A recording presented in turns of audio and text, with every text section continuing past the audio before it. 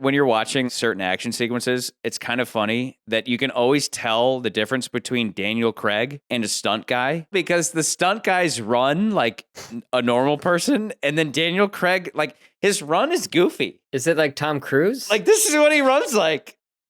Daniel He's Craig very has weird. the Tom Cruise run, but even goofier. He's like To a a jogger. degree. He's like a To a jogger. degree. Like he's kind of odd. I mean, I could tell you of other little dumb things that I noticed this time around watching Casino Royale that I don't think is going to change your mind, but it's always like, Yeah, mention it. okay, so a couple things that I noticed as I'm watching the movie that I'm like, what? The opening scene with Bond, that whole sequence is great, but in that sequence explains that character because he's a blunt instrument and he's like barging through doors where the other guy's all smooth and you know, parkours through everything, and Bond's just bursting in through things because it shows his character. Still, it's a great, fun action sequence. I think it's the most memorable action sequence in the whole movie. That leads him to getting the phone, and also that the fact that he kills the guy and, like, it's all over the news. We wanted to question him, not to kill him. He goes back and M's all He upset tells the about guy it. he wants him alive, and then he kills him. So there's that. And then he gets the phone. He gets the information from the phone to kind of figure out, okay, well, where did this come from? He goes to Nassau. Because we have to be like, well, let's go to a familiar location from Bond. So we'll go to the Thunderball location. So we go to Nassau. We go to the Bahamas. They should have gone to Jamaica, dude. They should have gone to Jamaica. But, so they go to this place. Then he's like, okay, I go investigate in the surveillance room. All right, I have the phone from the dude who sent the text message, right? He's like, oh, I'll look at the history from the phone because I looked up the information at what exact time and the location. Oh, I don't know the quite exact location. I just know it's at this specific beach resort.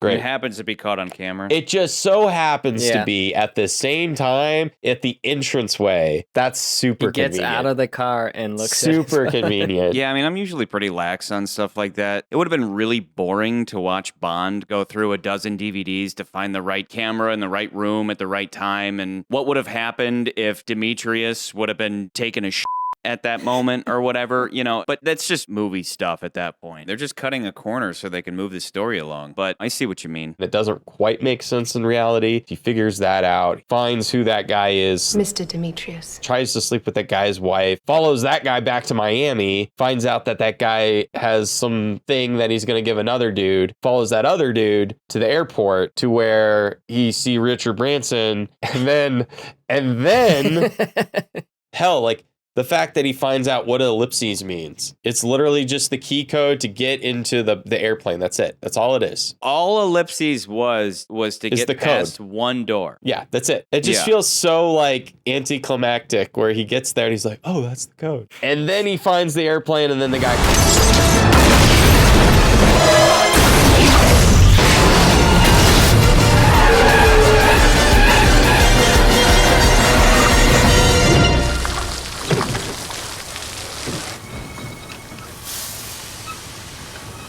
And then we find out that the scene way back before this, Lashif was already saying, I want to put a stock option short. Short another million shares of Skyfleet stock. Which, for the layman's, the simplest version is, instead of investing in something to say, oh, it's probably going to go up, I want to put more money into it, you're basically betting against it. Like, if you've seen the movie The Big Short, you're just saying, like, I'm betting against the market that it's actually going to go down. It's not going to go up. Hey, there's a bubble. How do you know?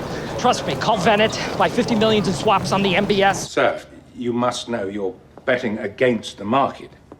No one expects this stock to go anywhere but up. I didn't understand that till probably in the last 2 years after, you know, everything with Wall Street bets and the GameStop fiasco and all that stuff. Like, that was a really great explanation as to what was going on with the airplane and all that stuff, because I didn't understand that. We needed a little Mathis insert of, when he's shorting this airline, it means yeah. We need Margot Robbie. There's 120 million on the table. 115 million in the pot. So in that moment, the guys are like, are you sure you want to do that? Like, everyone's saying the stock's going to go up, presumably because they're making this new airplane and it's coming out. So everyone's going to buy stock in that company because they're making this great airplane. But he's like, no, much like Tomorrow Never Dies, he's using a terrorist attack to try to predict his own future so he can use that for his own gain. We're going to bomb all these GameStop so that GameStop stock goes down. Yes. Oh, yes. God, we're talking about GameStop again. Change the subject. Yes. Somebody change the subject. Just my point really is that you can still condense that sequence down to like, you can cut out more of the Nassau, the middle part of that. And you don't necessarily need, because the movie's 2 hours and 30 minutes long. You don't need all of those breadcrumbs to get to the, oh, he wanted to bomb the plane. Because if you bomb the plane, then you would have made all that money back from the short. That was the whole point of that whole thing. My point is just, we were led to this thing with the ellipses, and it feels like you could have taken one of these sequences out and you tighten the movie up just a little bit. And I would have been like, oh, okay. Yeah. You You're need like, the airplane scene. no, the airplane part is important, but the airplane is like, it's literally like we were talking about. They took the book, and in the book, it was some other thing. And they're like, well, let's expand on that. Let's make that a part of his story so that we have more to show for this movie, because our story isn't that much. The movie is basically trying to bend over backwards to like make this relevant. We have to motivate Lashif's not having money because, again, before in the book, it was like his cat houses, there was a new law passed, so now he's not making money. So now he owes money to his overlords, so he's got to make money. And then they modernize it where it's like, how about we do like a stock market play, blah, blah, blah. He needs $100 million.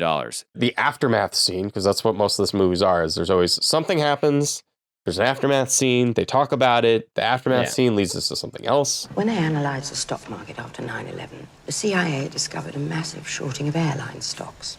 When the stocks hit bottom on 9/12, somebody made a fortune. The same thing happened this morning with Skyfleet stock, or was supposed to. So they figure out pretty quickly, like, oh, Lashif was the one who did it. Yeah, we're blaming 9/11 on Lashif. It was the French. We always knew it was the French. The fucking freedom fries were legitimated. The whole first half of the movie is legitimizing why we go to Casino Royale. Your point, McCurdy, is why do we have to do any of that? Why can't we just go straight to Casino Royale? Yeah. Why are we fucking about? And the Nances of the world go, well, because we want to have these kick-ass action scenes. And he's not wrong in that the free running scene and the airport scene are tremendous action scenes. But to your point, McCurdy, those action scenes lend to this feeling of watching 3 different movies in succession. This is why I probably like Goldeneye more, is because we don't have weird sequences that don't lead to, I'm not saying they don't lead anywhere, but it's like it's throughout the movie. Like I feel like every sequence leads to something. So I certainly agree with you so far as Goldeneye has a singularly focused plot and every scene and sequence is there to serve that plot, and there really isn't anything that could be removed. You really need all of it unless you're Nans and you don't like the beach scene. Whereas with Casino, there are several scenes that you really don't need, and the movie could easily have been made to fit within 2 hours if for some reason the filmmakers really needed to do so. Where I don't agree with you goes back to when we talked about the gypsy scene in From Russia with Love, where you said it's not necessary, but we both agree it is enjoyable. For me, the superfluous scenes are what make this film so enjoyable. But if we're comparing these two, Goldeneye manages to do both at once. Super focused story that is all killer, no filler. For those familiar with the Casino book, half of this movie is filler, but goddamn if it isn't some of the best filler ever produced. One of the more confusing elements is, to your point, McCurdy, where it's like this movie's flawless, but some things are kind of odd. There's that scene where they all take a break, right, from the game, and then Bond goes to see Lashif. He gets that package, the parcel, and he's in the elevator with Vesper, and he's tracking Lashif, and he can hear him because he's got the bug in his, you know, thing, and yet he doesn't register as having heard any kind of disturbance until the girlfriend yells. But then we hear breathing in his ear before the bodyguard shoots at him.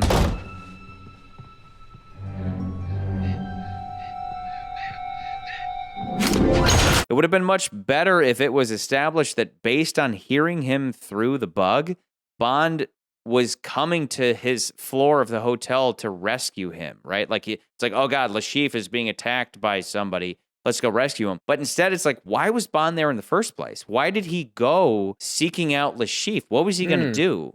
Because once he shows up, it's like, okay, now we have to defend ourselves from the Ugandans. But what was Bond doing there in the first place? Why did he go to his place with a gun? Was he going to kill Lashif? No, of course he wasn't going to do that. So why was he there? I'd never even thought of that. It would have been better if it would have been like, Mathis is like, dude, somebody's attacking Lashif. I can hear it on the bug. You got to get down there now. Bond's like, oh God, we got to go defend Lashif. That would have been like a reverse Red Grant moment where it's like, make sure Lashif doesn't get killed so we can finish the game. Yeah. Or because like at the end of the day, they need Lashif alive, right? M would want Lashif alive. So it's like Lashif is being attacked by the Ugandans.